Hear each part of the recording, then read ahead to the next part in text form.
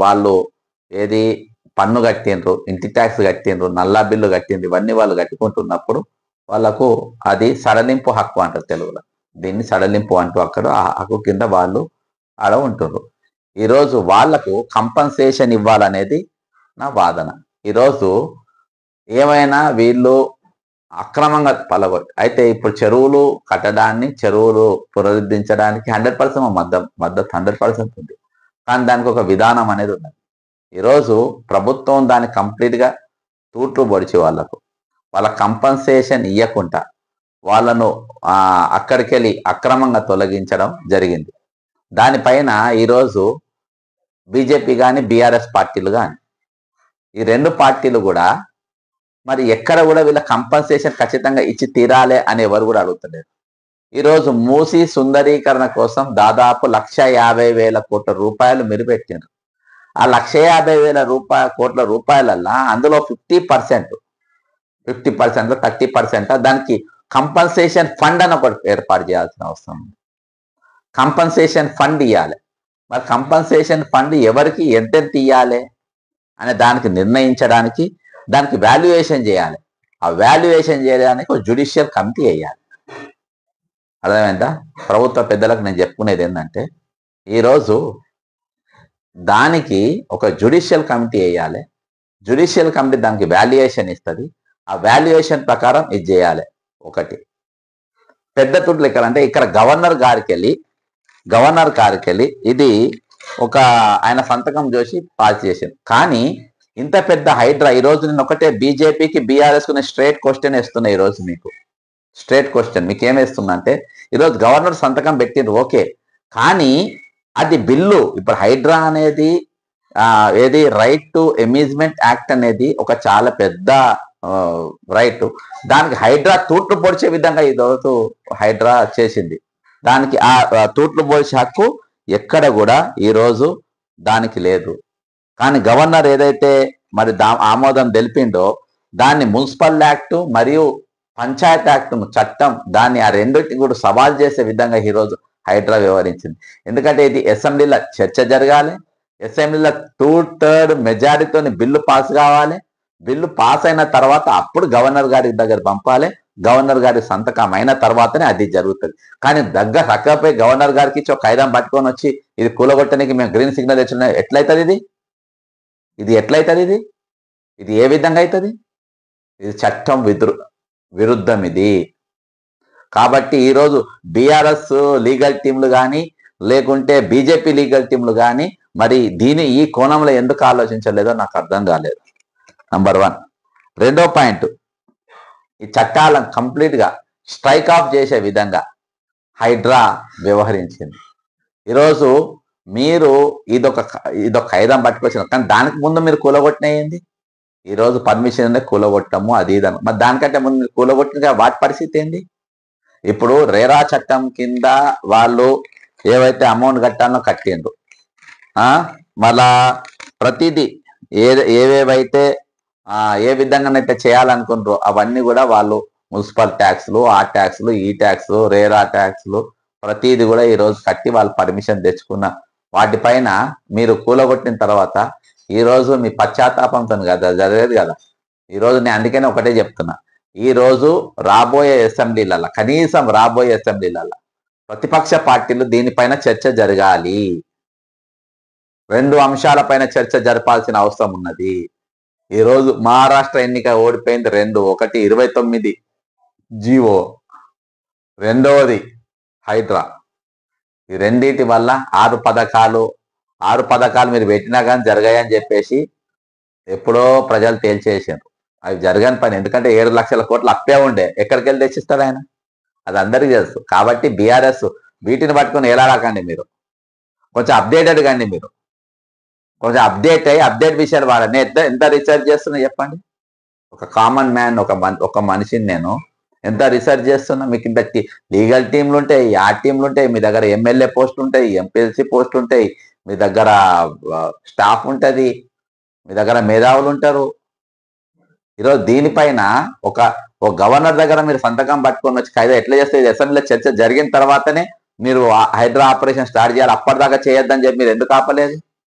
ఈరోజు పంచాయతీరాజ్ చట్టాన్ని కానీ మున్సిపల్ చట్టాన్ని కానీ ఈరోజు కంప్లీట్గా స్ట్రైక్ ఆఫ్ చేసే విధంగా హైడ్రా పద్ధతి ఏ విధంగా ఉంటుంది చెప్పండి, ఏ విధంగా ఉంటుంది? ఈరోజు నాగార్జునది ఒకటి మినాయిస్తే తక్కిన వాళ్ళందరూ దిక్కు సక్కి లేని వాళ్ళందరూ గులగొట్టారు.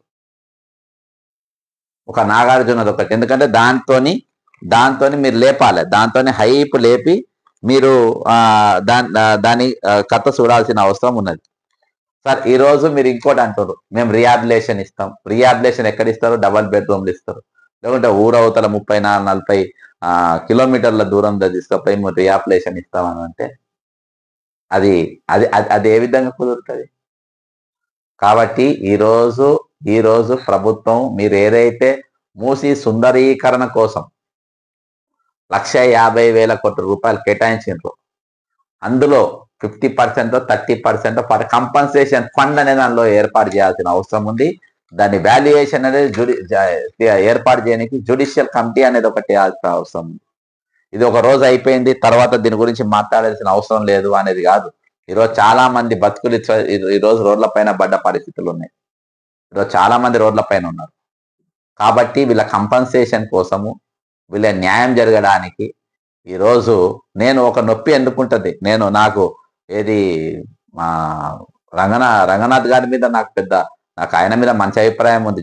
నాకు కోపం అది నాకు ఆయన మీద ఏం లేదు. ఆయన డ్యూటీ విషయంలో కూడా నాకు ఎక్కడ కూడా ఏం క్వశ్చన్ లేదు. ఈరోజు ఆయన డ్యూటీ ఆయన చేసుకోపోయిండు. కానీ ఆయనతో డ్యూటీ చేయించిన వాళ్ళకు కూడా తెలవాలి కదా. సరే, రేవంత్ రెడ్డి ఒక కమిషనర్ ఇల్లే ఈరోజు అనుమానాస్పద అంటే దగ్గరలో, నేను ఇక్కడ చూపించిన ఇంకో ఇది, ఓకేనా, ఇంకో ఇది హైదరాబాద్ మ్యాప్, ఇంకో ఇది దగ్గరలో చూపెడుతున్నా కదా బ్లూ, ఇది లేదు మీకు ఎన్లా కూడా ఇది కనిపించదు. స్టేట్లో ఉన్న ఏ హెచ్ఎండిఏ దగ్గర కానీ ఇక్కడ కానీ ఎవరి దగ్గర ఇది కనిపించదు. ఇవన్నీ ప్రతిపక్షాలు చేయాల్సిన పనులు, వాళ్ళు ప్రతిపక్షాలన్నీ ఇది చేస్తుంది. ఇక్కడ యూసుఫ్ కూడా ఉంటుంది, ఇక్కడికి వెళ్ళి, ఓకేనా. ఇంకా ఇది ఆ పక్కనే ఆయన ఇల్లు. దానికి గట్టుమైసమ్మ నేను ఆల్రెడీ నేను వీడియోలో ఎక్స్ప్లెయిన్ చేసిన కాబట్టి మళ్ళీ చెప్పాల్సిన అవసరం లేదు. ఆల్రెడీ గట్టుమైసమ్మ టెంపుల్ ఆడ ఉందనంటే ఆడ చెరువు ఉందని అర్థం. అది మన గుడ్డి లెక్క. ఈరోజు నేను హైడ్రా కమిషనరు, నువ్వు దొరికినవు, నీ ఇల్లు గూలగొట్టుకో, నీకు బాధ ఏందో తెలుస్తుంది అని నేనేమంటలేను. ఈరోజు నేను అంటున్నది ఒకటే, ఈరోజు ఆ మాట వచ్చినందుకే నీవు దీన్ని ఎట్లా ఓవర్కమ్ చేయాలనే బాధ నీలో ఎట్లుంటుందో, ఒక అధికారి అన్ని పవర్స్ ఉండి ఈరోజు ఒక కామన్ మ్యాన్ ఒక ఇల్లు కోల్పోయినప్పుడు ఎంత బాధ ఉంటుందో అది ఆ ఇల్లు కోల్పోయిన వాళ్ళకి అర్థమవుతుంది. ఎదుటోళ్ళకి అది అర్థం కాదు. నోటీస్ ఇచ్చిన వాళ్ళకి అర్థం కాదు, కూలగొట్టిన వాళ్ళకి అర్థం కాదు, వాళ్ళ రోడ్ల మీద వేసిన వాళ్ళకి అర్థం కాదు, బుల్డోజర్ నూకిన వాళ్ళకి అర్థం కాదు. కాబట్టి ఈరోజు చాలా బాధాకరమైన విషయం. కాబట్టి నేను త్వరలో అన్ని పార్టీల నాయకులకు, ఎందుకంటే నేను అసెంబ్లీలో లేను, కౌన్సిల్లో లేను కాబట్టి అందరు నాయకులు మీరు ఏం మాట్లాడాలి ఏంటిది అనేది మీకు చెప్పేటోళ్ళు లేరు కాబట్టి నేనే రీప్రజెంటేషన్ ఇస్తా. నెక్స్ట్ అసెంబ్లీలో ఇవన్నీ కూడా చర్చకు వచ్చేటట్టుగా చర్చకు రావాలని చెప్పేసి చేస్తా. ఖచ్చితంగా ఈరోజు ఏదైతే లెజిస్లేషన్ పాస్ అయిందో మరి అది ఇచ్చిన దానికి శాంటిటీ లేదు, గవర్నర్ ఇచ్చిన దానికి శాంటిటీ లేదు అని చెప్పని నేను సాహసిస్తున్నా. ఒక చట్టము, ఒక మూసి సుందరీకరణ పేరుతోని 100 ఇండ్లు కూలగొట్టేదానికి, ఒక అసెంబ్లీలో ఈరోజు వేల ఇండ్లు కూలగొట్టడానికి అది ఏది పర్సన్ టు పర్సన్, సీఎం అన్న అయితే ఒక న్యాయం, కమిషనర్ అయితే ఒక న్యాయం, మామూలు మనిషి అయితే ఒక న్యాయం, పబ్లిక్ పార్క్ ఎందుకు కూడా కూలగొట్టద్దు చెప్పండి కమిషనర్ గారు, ఎందుకు కూలగొట్టద్దు? రూల్ అంటే రూల్, అది ప్రభుత్వం అయినా అదే ప్రభుత్వం మొట్టమొదలు ప్రభుత్వమే పాటించాలి. ప్రభుత్వం అంటే ఏంది? పబ్లికే. కాబట్టి అది ఏదైనా సరే, అది కృష్ణకాంత్ పార్క్ అయినా సరే, చెరువు అంటే చెరువే ఉండాలి, చెట్టు అంటే చెట్టే ఉండాలి, ఇల్లు అంటే ఇల్లే ఉండాలి. రూల్ అంటే రూల్ అంతే. ప్రభుత్వ కార్యాలయకు మినహాయింపు ఉండదు. అసెంబ్లీ మీకు బఫర్ జోన్ లో వచ్చిందంటే కూలగొట్టాల్సిందే. జిహెచ్ఎంసీ బఫర్ జోన్ లో వచ్చిన కూలగొట్టాల్సిందే. హైడ్రా కార్యాలయం బఫర్ జోన్ లో ఉంది, దాన్ని కూడా కూలగొట్టాల్సిందే. ఈరోజు ఏదైనా సరే బఫర్ జోన్ లో ఏది వచ్చినా అది కూలగొట్టాల్సిందే. రూల్ అంటే రూల్ అంతే, మినహాయింపులు ఉన్నాయి. ఒకవేళ మినహాయింపులు మీరు చేయాలనుకుంటే దానికి అసెంబ్లీలో చర్చ జరగాలి. మీరు ఎట్లా రాసుకుంటారండి అప్పటికప్పుడే? ఏంది ఇది? ప్రతిపక్షానికి గాడిదలు కాస్తున్నాయి. ఏం మాట్లాడుతుంది మీరు? ఎందుకు అడుగుతలేరు మీరు? మినహాయింపులు ఎట్లిస్తారు? దేనికి మినహాయింపులు, దేనికి ఇవ్వద్దు, ప్రతి దాని మీద అసెంబ్లీలో ఒక చర్చ జరిగిన తర్వాతనే దాని మీద చట్టం జరగాలి, గవర్నర్కు పంపాలి. అప్పుడు అక్కడ లెజిస్లేషన్ అవుతుంది. ఈ రోజులు అవేవి జరగకుండా మీరు కళ గంటుకుంటూ మాట్లాడుకుంటూ చెప్తుంటారు. ఏంటిది ఇది?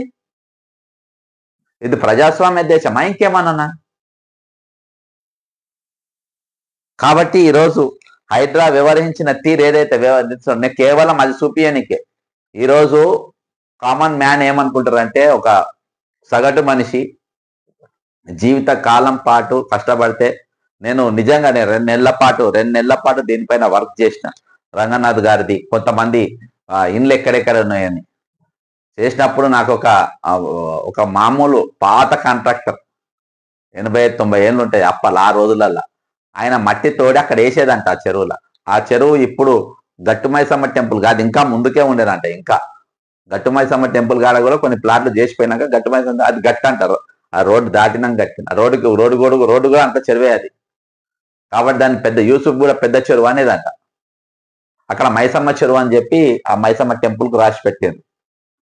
సరే, ఏదేమున్నా అక్కడ దాకా వచ్చింది. ఈరోజు కామన్ మ్యాన్ ఆయన ఇల్లును ఒక ఆయన చిన్న బొట్టు పెట్టుకుంటాడు. 2 రోజుల కిందనే నేను ఇళ్లలోకి పోయినా, నా ఇల్లు ఒక 10 నిమిషాలు నా ఇల్లు గొలగొట్టేసింది సార్ అని చెప్పి కళ్ళలో నీళ్ళు తెచ్చి ఏడిచింది. అప్పుడే నేను డిసైడ్ అయినా దీని సంగతి ఏందో చూడాలని. ఈరోజు నేను ఒకటే చెప్తున్నా, ఈరోజు మీరు ఏదో పెద్ద ఘనకార్యం సాధించినట్టు ఫీల్ కావద్దు. ఈరోజు మీరు చట్టానికి తూట్లు పొడిచిండ్రు. మీరు సడలింపు చట్టం యాక్ట్ ఏదైతే ఉందో, అంటే రైట్ టు అమ్యూజ్మెంట్ యాక్ట్ ఏదైతే ఉందో దానికి మీరు తూట్లు పొడిచింది. ఈరోజు అసెంబ్లీలో చర్చ జరగకుండా మీరు వేల ఇండ్లు కూలగొట్టడానికి తెగబడ్డారు.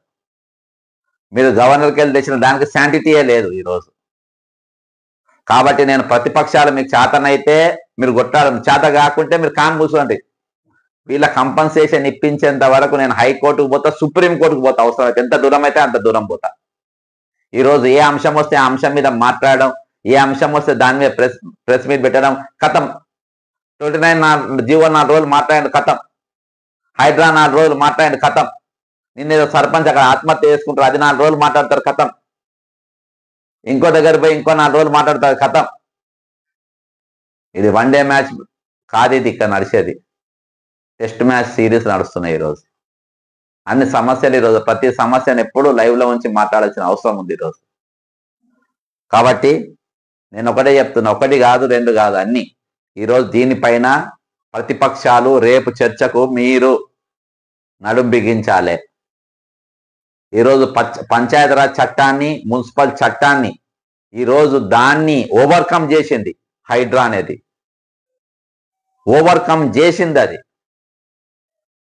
కాబట్టి పంచాయతీరాజ్ యాక్ట్ 73, 74 ఏం చెప్తుందో ఒకసారి చదవండి మీరు. ఏం హోంవర్క్ చేయరు ప్రతిపక్షం. నేను చెప్తున్నా కదా, అది వరకున్న కాంగ్రెస్ పార్టీ ప్రతిపక్షం ఉన్నప్పుడు వాళ్ళు ఏం హోంవర్క్ చేయలే. ఆ రోజు కంప్లీట్ గా నేను చేసింది ప్రతి వర్క్. ఈ రోజు బీఆర్ఎస్ బీజేపీ ఏం హోంవర్క్ చేస్తలేదు. రైట్ టు అమ్యూజ్మెంట్ యాక్ట్ అనేది ఒక బీఆర్ఎస్ కానీ బీజేపీ కానీ ఒక్కలని ఒక పదం మాట్లాడిందా వాళ్ళకున్న హక్కుల గురించి? అసలు గవర్నర్ గారు ఒక కాగితం మీద రాసిచ్చింది ఏ విధంగా ఇది చెల్లుబాటు అవుతుంది ఎవరైనా మాట్లాడినరా?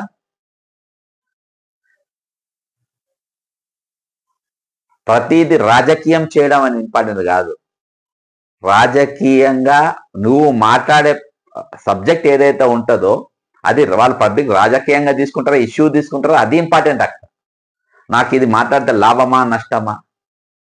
ఈరోజు మీరు ఏం నిలబడుతున్నారు? ఇంత దాదాపు 1,00,00,000 కోట్ల రూపాయలు ఈజీగా సంపాదించారు గత ప్రభుత్వం.